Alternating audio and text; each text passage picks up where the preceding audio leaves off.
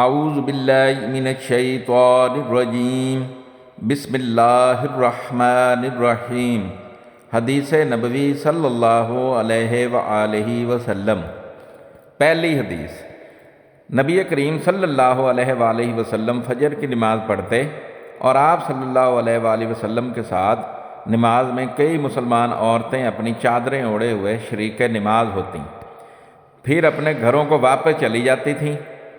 اس وقت انہیں کوئی پہچان نہیں سکتا تھا۔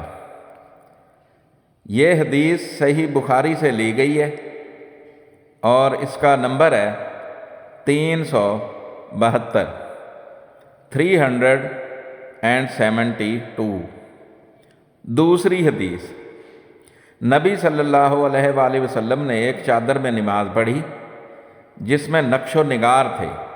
آپ صلی اللہ علیہ وآلہ وسلم نے انہیں ایک مرتبہ دیکھا، پھر جب نماز سے فارغ ہوئے تو فرمایا کہ میری یہ چادر ابو جہم عامر بن حذیفہ کے پاس لے جاؤ اور ان کی انبجانیہ والی چادر لے آؤ، کیونکہ اس چادر نے ابھی نماز سے مجھ کو غافل کر دیا۔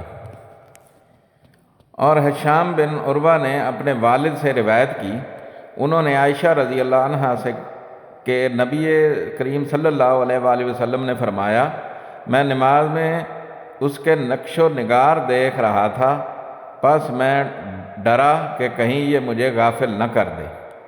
یہ حدیث بھی صحیح بخاری سے لی گئی ہے اور اس کا نمبر ہے 373 373۔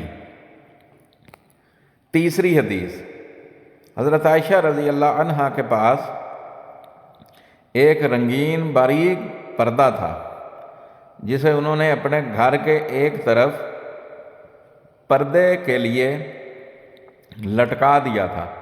آپ صلی اللہ علیہ وآلہ وسلم نے فرمایا کہ میرے سامنے سے اپنا یہ پردہ ہٹا دو، کیونکہ اس پر نقش شدہ تصاویر برابر میری نماز میں خلل انداز ہوتی رہی ہیں۔ یہ حدیث بھی صحیح بخاری سے لی گئی ہے اور اس کا نمبر ہے 374 374۔ چوتھی حدیث، نبی کریم صلی اللہ علیہ وآلہ وسلم کو ایک ریشم کی قبا تحفے میں دی گئی، اسے آپ نے پہنا اور نماز پڑھی، لیکن آپ جب نماز سے فارغ ہوئے تو بڑی تیزی کے ساتھ اسے اتار دیا، گویا آپ اسے پہن کر ناگواری محسوس کر رہے تھے۔ پھر آپ نے فرمایا، یہ پرہیزگاروں کے لائق نہیں ہے۔ یہ حدیث بھی صحیح بخاری سے لی گئی ہے اور اس کا نمبر ہے 375 375۔ پانچویں حدیث، ابو حذیفہ وہب بن عبداللہ نے فرمایا کہ میں نے رسول اللہ صلی اللہ علیہ وآلہ وسلم کو ایک سرخ چمڑے کے خیمے میں دیکھا، اور میں نے یہ بھی دیکھا کہ بلال حضور صلی اللہ علیہ وآلہ وسلم کو وضو کرا رہے ہیں، اور ہر شخص آپ کے وضو کا پانی حاصل کرنے کے لیے ایک دوسرے سے آگے بڑھنے کی کوشش کر رہا ہے۔ اگر کسی کو تھوڑا سا بھی پانی مل جاتا تو وہ اسے اپنے اوپر مل لیتا، اور اگر کوئی پانی نہ پا سکتا تو اپنے ساتھی کے ہاتھ کی تری ہی حاصل کرنے کی کوشش کرتا۔ پھر میں نے بلال رضی اللہ عنہ کو دیکھا کہ انہوں نے اپنی ایک برچھی اٹھائی جس کے نیچے لوہے کا پھل لگا ہوا تھا، اور اسے انہوں نے گاڑ دیا۔ نبی کریم صلی اللہ علیہ وسلم ڈیرے میں سے ایک سرخ پوشاک پہنے ہوئے تہمد اٹھائے ہوئے باہر تشریف لائے اور برچھی کی طرف منہ کر کے لوگوں کو 2 رکعت نماز پڑھائی۔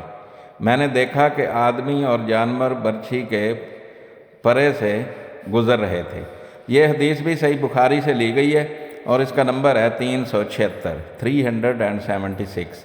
میری تمام دیکھنے اور سننے والوں سے گزارش ہے کہ میرے والدین، میرے بہن بھائی، میرے رشتہ دار اور میرے دوست جو اس دنیا سے جا چکے ہیں ان کے لیے مغفرت کی دعا کر دیں۔ جزاک اللہ خیرہ۔ دعا گو طارق سلطان شاہ ہاشمی۔